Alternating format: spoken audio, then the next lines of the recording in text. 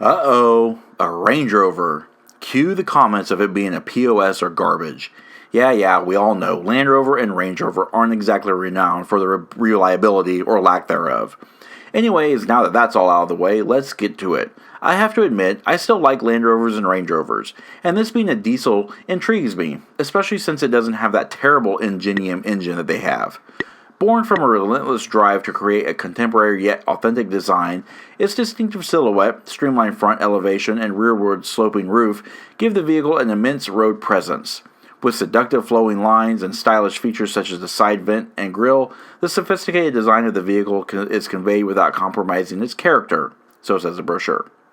Originally debuted in 2004, the Range Rover Sport has undergone several facelifts and is now in its third generation.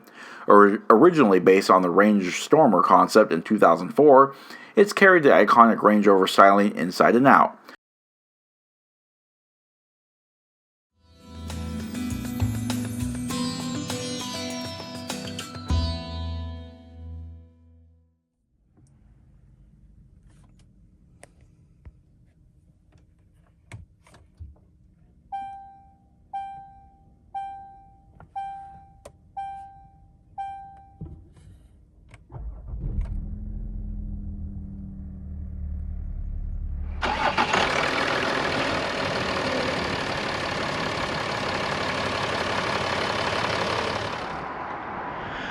Hello everyone, in today's in-depth review we are taking a look at this absolutely stunning and gorgeous 2017 Land Rover Range Rover Sport HSE. This Range Rover Sport is painted in the really pretty Yulong white. It's a metallic white paint.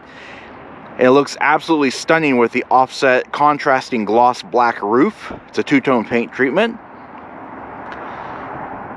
Its full pricing is shown on screen. A full options list is in the description box below, so be sure to check that out. What you're looking at here is about $87,000, $88,000 worth of Range Rover here. Today's review is going to be an in-depth review. We're going to cover all the exterior, the interior, all the mechanical bits, off-road capabilities, and everything in between. Of course, the Range Rover Sport is a four-wheel drive vehicle utilizing a single-speed electronic transfer case with a torsion differential and 4-mode terrain response, complete with hill descent control, low traction launch, gradient acceleration control, and gradient release control.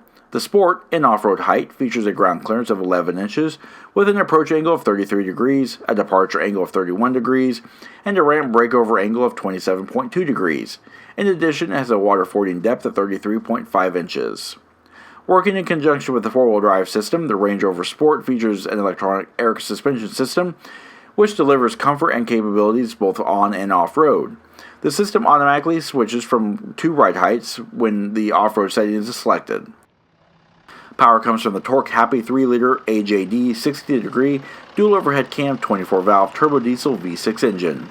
This engine is constructed of compacted graphite iron cross-bolted block with high-strength aluminum heads. It features twin turbochargers with air-to-air intercooler, a Bosch EDC 17CP11 common rail diesel injection system, and a 16.1:1 combustion ratio. This engine creates 245 horsepower at 3,750 RPM and 443 pound-feet of torque at 1,750 RPM. Land Rover claims 0 to 60 miles per hour in 7.1 seconds with 130 mile per hour top speed. Better yet, this Range Rover Sport can haul a payload of around 1,000 pounds and tow a maximum of 7,716 pounds. The Range Rover Sport is equipped with a 22.7 US gallon fuel capacity, and it consumes 4.2 gallons per 100 miles driven, with an estimated total driving range of 544 miles. EPA fuel economy ratings are 22 miles per gallon in the city, 28 miles per gallon on the highway, with a combined average of 24 miles per gallon. The sole available transmission is a ZF-sourced 8-speed 8HP70 command shift, electronically controlled automatic with manual shift capabilities.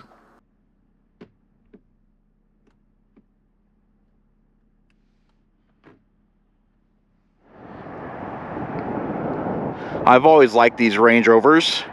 This is especially neat because it's a diesel engine. I've only seen them in gasoline engines, so it's nice to see a diesel version.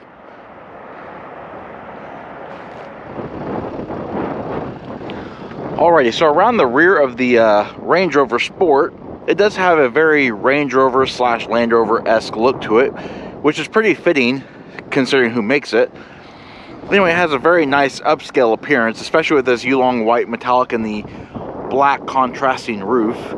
Comes down into these really nicely styled tail lamps, that same gloss black trim.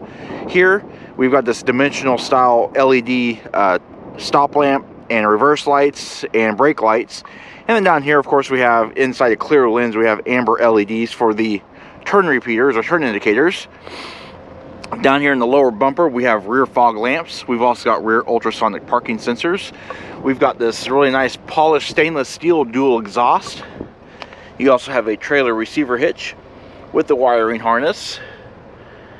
And of course, we have our Sport HSE Td6 and the Range Rover badge, and of course the Land Rover badge. Unique feature here, this little washer nozzle sprays off your rear camera.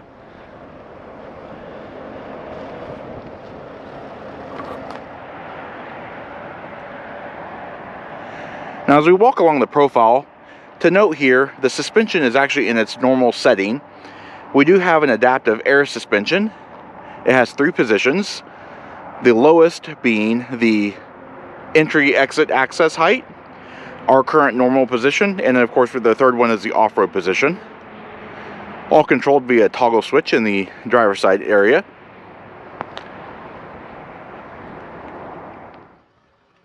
Steering is electrically assisted vehicle, speed sensitive variable rate, rack and pinion with 2.7 turns lock to lock and a 40.6 foot turning radius. Wheels are the 21 by 9.5 inch 5-split spoke style 507 diamond turned finished aluminums, and they're shot in 275 45 R21 Pirelli Scorpion Verde all-season tires. Brakes are power assisted hydraulic 4-wheel disc brakes with 14.17 inch ventilated rotors up front and 13.78 inch ventilated rotors in the rear. Brakes are assisted by 4-channel all-terrain ABS, all-speed traction control, electronic brake force distribution, roll stability control, cornering brake control, emergency brake assist, and trailer stability control. These brakes can halt the vehicle from 70 miles per hour to 0 in 175 feet. Of course, up front, being a Range Rover, looks completely different from every other SUV on the road. One interesting thing I do like, it's kind of goofy, but I kind of like the boxy style dashboard, how you can kind of see it rise above the hood line. And also take note that this does have a heads-up display as well.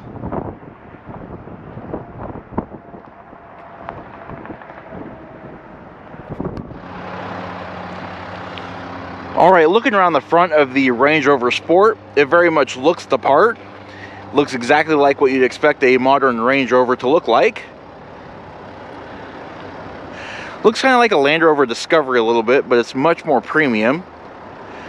Nice large side view mirrors. They do have the turn repeaters. They're also power folding. You've also got these nice little vent hoods, or hood vents here with the Range Rover badge. These side blade appliques as well. Nice large clamshell style hood. Comes all the way down into these really nice looking headlamps. They have a black bezel, gloss black. You got this amber driving light, amber turn indicators. You've also got this white driving light that halos the outline of the headlight assembly. You've got the xenon high intensity discharge headlamp. You got your high beams here, headlamp washers. Down here in this bezel here, you have fog lamps.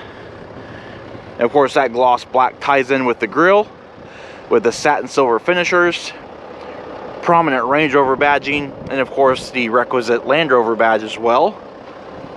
Just overall a very nice presentation. Alright, now before we get inside, let's take a quick look at the key fob. Just a typical Range Rover key fob. It's this nice matte black plastic with this chrome Range Rover embossed area on the side. And we have various buttons. We have lock, unlock, our lamp flash, lift gate release, and our panic button. And of course you can unlock and lock the vehicle via this key fob here, but this does feature a smart key access system. So by keeping the key fob in your purse or pocket, you're able to lock and unlock the vehicle doors by simply locating this detent here. It'll also present itself with the key and automatically lock. The mirrors fold in, lights will flash and it'll be locked. If you want to gain access, just simply grab the handles, you'd open it. The mirrors will unfold. And we open the door to find an absolutely gorgeous ebony black leather interior.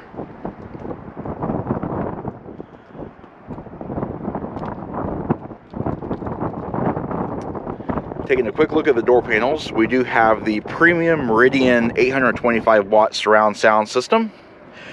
And of course, the door panels are actually upholstered in this really nice leather-like high quality vinyl trim. It does have stitching, padded armrest, it's really nice wood trim here, satin stainless steel door pulls, those are actually metal. We've got 3 driver memory here for the driver and the front passenger, our lock and unlock switch, and of course our window switch packs are up here on the top of the door. We have window lockout, power folding mirrors, and a mirror control there. Additional speakers for the Meridian sound system, and nice upholstered with felt inside this mat pocket here. Nice attention to detail here is this satin aluminum trim, this wood trim here across the air vent. Down here we have our lift gate release, our lane departure warning, and our instrument panel brightness and dim. We do have these nice WeatherTech floor mats. Just a gas and brake pedal, of course. Range Rover door sill appliques.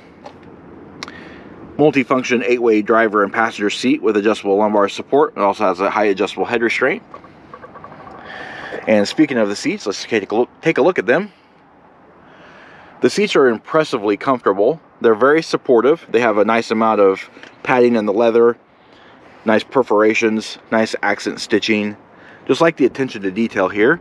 You've also got these nice adjustable armrests, and these right here can adjust the angle of which your armrest can stop. That's for the driver and passenger. Nice attention to detail here on the stainless steel, leather. Just overall, just a really, really nice interior.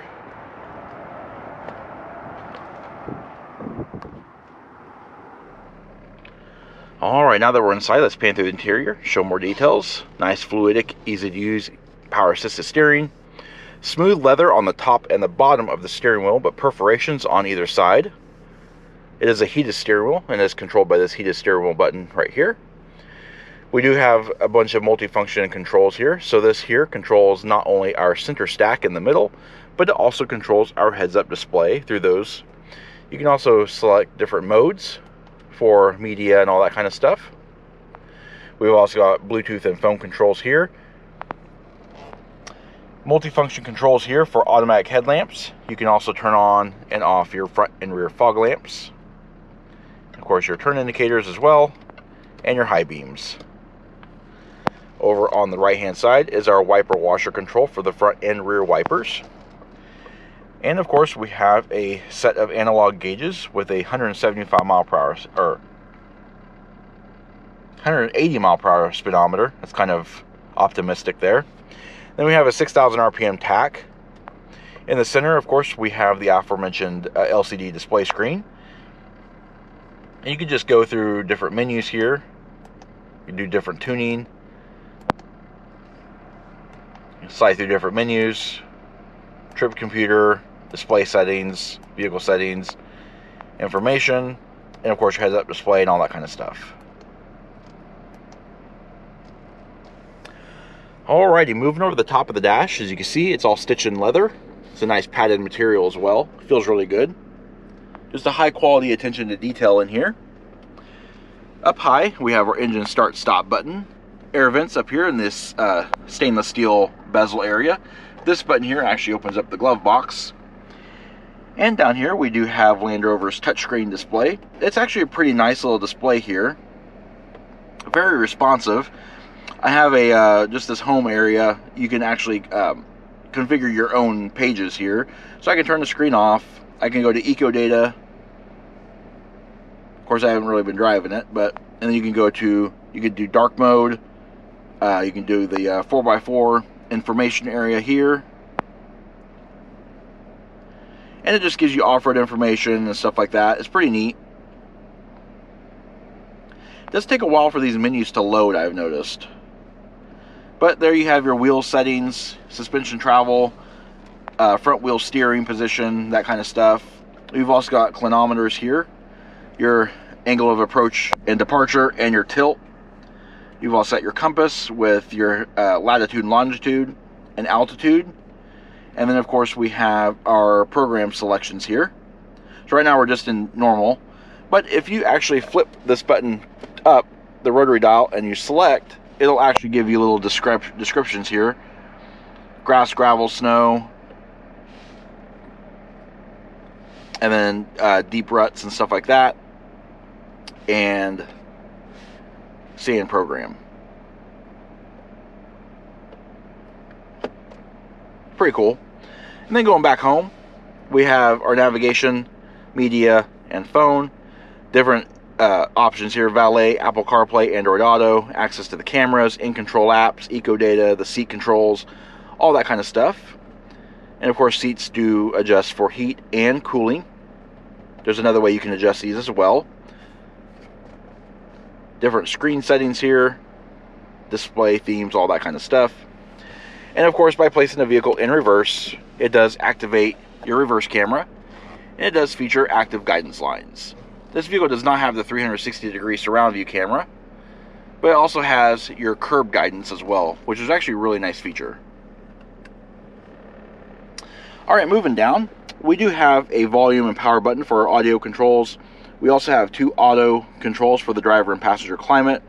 You can go into climate by pressing the climate button here, and then select your panel distribution, turn it on and off, that kind of stuff. 4-way flashers here, our seat controls, and the auto for the passenger. So we can actually set our temperature for the driver and passenger individually. You'll see it says push for the seat. Pushing that, it'll actually activate your heated seat or your cooled seat. Kind of a cool little feature there, if you ask me. Of course, we have our max front and rear defrosters, fan speed control here, max AC, AC and recirculate, and of course an additional control for the front passenger and the CD eject. Alright, down the center console we have this nice wood panel here. Inside this panel here we do have 2 cup holders, and we have a 12-volt power point. We have our electronic shift controller here, off-road capability controls here. We've also got hill descent control, stability control.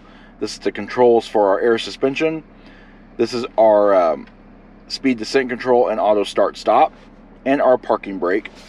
Inside this really nice padded armrest, it opens up to reveal a nice amount of storage, a 12-volt power point, a SIM card for our navigation, an HDMI port, and 2 USB Type A super speed USB ports.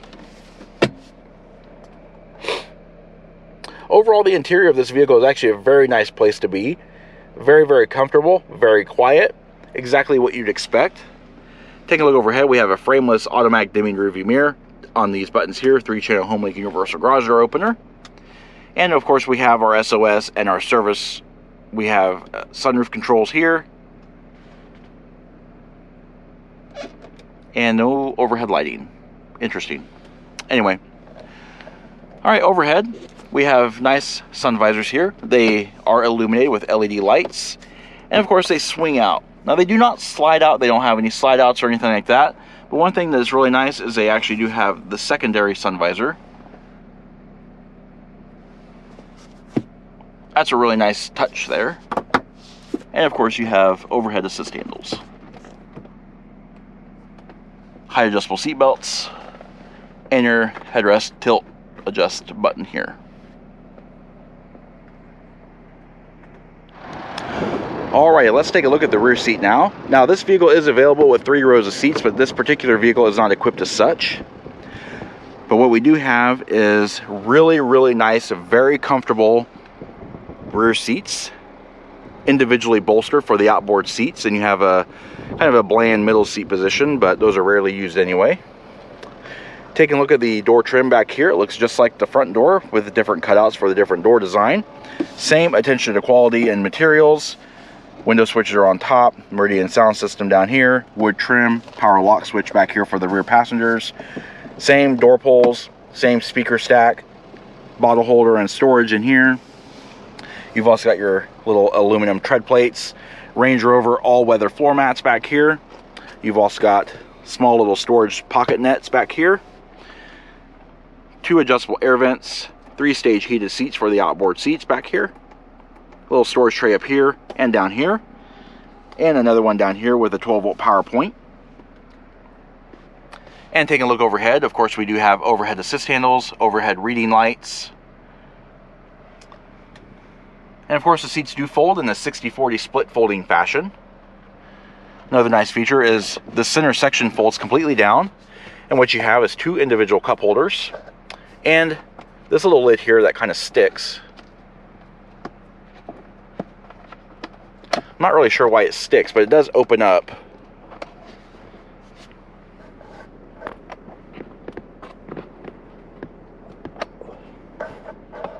Ha, I got it. Just a small amount of storage here. It's not very deep at all. Of course, that goes right back where it goes.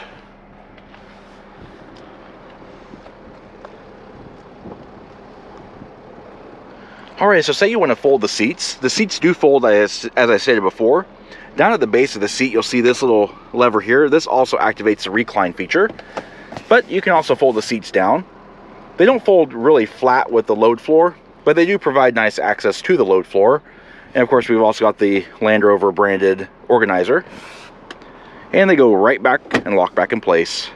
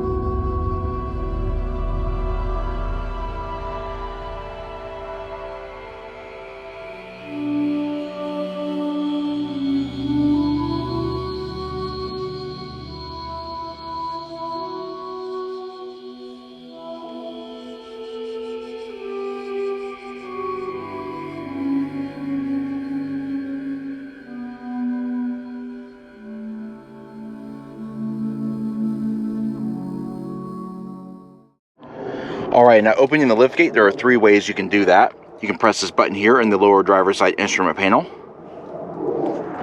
And in the rear, just underneath the division between Range and Rover, there's a little membrane switch down here. You can see it right here. Just press that and that liftgate will open up. Or you can just take your key fob and you can press the button.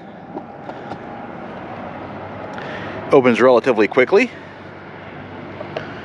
And inside, of course, here we have our luggage area. It does have a nice all-weather floor mat here from WeatherTech. It also has a branded Land Rover cargo organizer here that is removable. But as you can see, it's a very nice, spacious cargo area. LED illumination. You've also got your Meridian speakers back here. You've got a 12-volt power point back here. Little hooks here. You can also have a cargo divider. One bad thing is that you cannot fold the seats from back here. You actually have to go up front to the rear seats and fold those. Kind of a hassle. And underneath here, with all this stuff on here, but you do have your spare tire underneath here.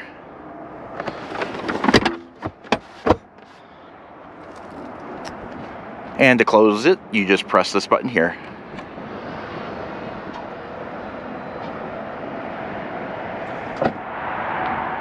Alrighty, and that does conclude our in-depth walk-around review of the 2017 Land Rover Range Rover Sport HSE.